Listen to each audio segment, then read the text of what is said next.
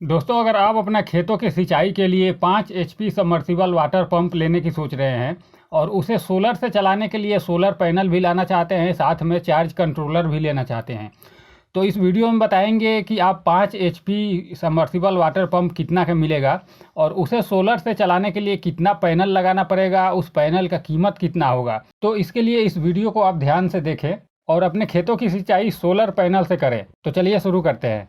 तो सबसे पहले आप एक 5 एचपी सबमर्सिबल वाटर पंप मंगा लें। अगर आप रोटोसोल का मंगाते हैं 5 HP monoblock submersible water pump, तो फिर ये आपको चार्ज कंट्रोलर के साथ में 65,000 से लेकर के 75,000 रुपये के आसपास में मिल जाएगा।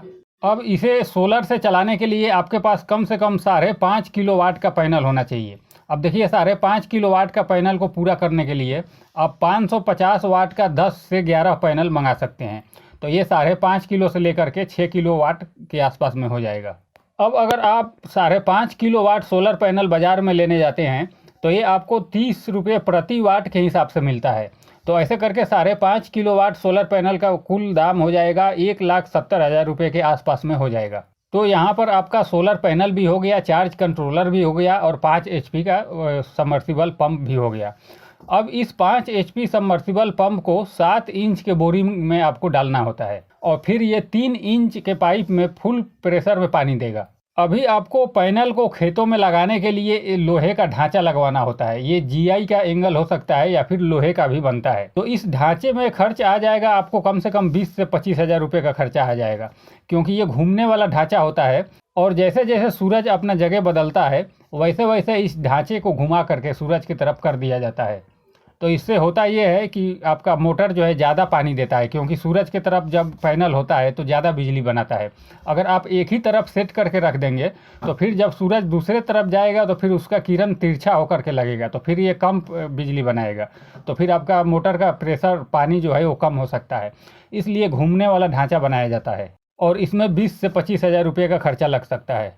अब देखिए, आपका 5 एचपी सबमर्सिबल पंप 70 से 80 फीट की गहराई से पानी निकाल सकता है अगर आप 2500 वाट के लेते हैं तब। अब 5 एचपी में भी 2500 वाट का पंप होता है, 3000 वाट का पंप होता है। अगर आप 3000 वाट का पंप लेते हैं तो फिर वो 100 फीट की गहराई से पानी निकाल सकता है। वही अगर आप 15 या फिर 1700 वाट का मोटर लेते हैं तो फिर वो 50 फीट की गहराई से पानी आसानी से निकाल लेता है। तो अब आपको देखना है कि कितना वाट का मोटर आपको लेना है, आपके एरिया में कितना गहराई से पानी आता है। अब देखिए, हम अगर टोटल खर्चा की बात करें तो आपका 5 एचपी मोनोब्लॉक जो सबमर्सिबल पंप हमने बताया, अगर आप रोटोसोल का लेते हैं तो कंट्रोलर के साथ में 65 से 75,000 रुपया, यानी 75,000 रुपये मान के चलिए। और अगर आप पॉलीक्रिस्टलाइन टेक्नोलॉजी से बना हुआ पैनल लेते हैं तो 5.5 किलो वाट पैनल का दाम हो जाएगा 1,70,000 रुपये और लोहे का ढांचा बनवाते हैं तो 20 से 25,000 रुपये हो जाता है। तो ये कुल मिलाकर के 2,70,000 रुपये आपका खर्चा हो सकता है। इतना में आपका 5 HP submersible water pump solar panel और कंट्रोलर के साथ में लोहे का ढांचा के साथ में पूरा आ जाएगा, फिट हो जाएगा।